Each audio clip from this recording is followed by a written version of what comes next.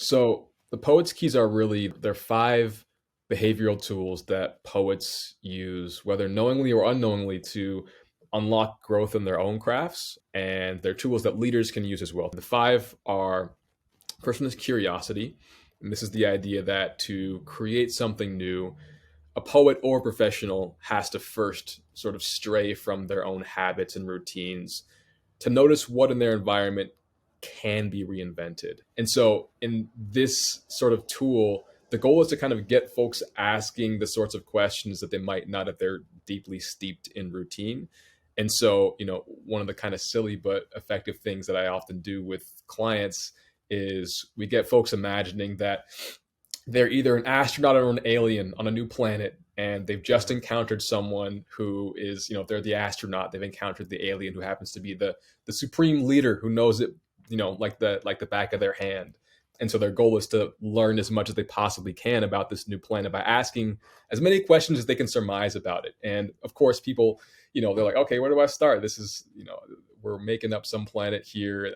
I'm with this alien dude who doesn't, I don't know anything about. But the idea is that we want to put ourselves into as many situations as possible where we're going to be inclined to ask ourselves and the world around us the sorts of questions that down the line can lead to new ideas. It's that, and it's also leaving white space in our routines to be able to do this sort of exploration on a regular basis.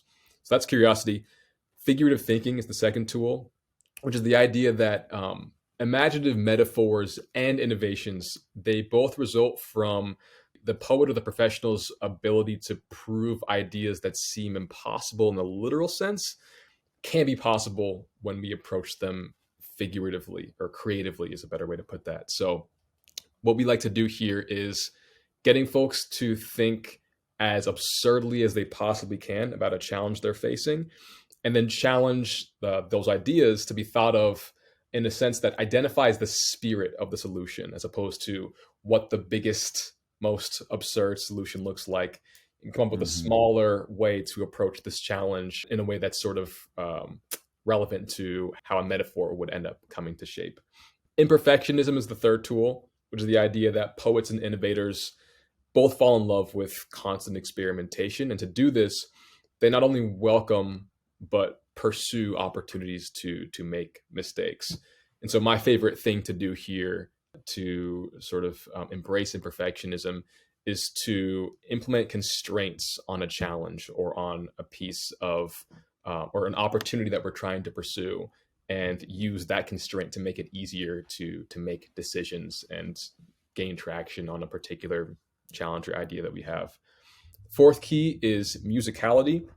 This is the idea that poets use things like rhythm, repetition, rhyme to make obscure language more approachable to the audience, and that professionals can practice a similar sort of empathy or empower an audience that's being led through an unfamiliar sort of change. For this sort of work, we're trying to get folks to put themselves in the shoes of a team member or a friend or a leader who's going through change that most likely the person who is going through this exploration is leading them through, and try to identify what that person both would be feeling amidst that change, as well as what their needs might be as a result of having this feeling, and respond on that basis, as opposed to simply the what our goal is basis. And so it's very empathy related.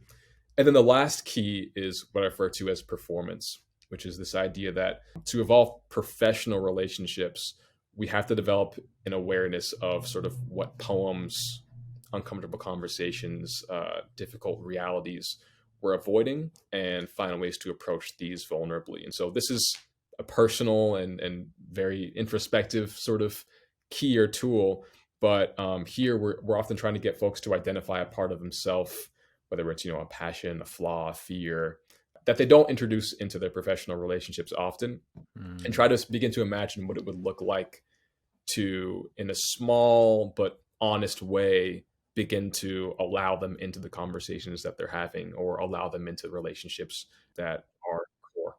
Yeah, bringing more of yourself to this conversation, and all of it though. You covered the gamut, everything from your mindset to your beliefs to your behaviors to your authenticity to your vulnerability is all woven throughout the keys.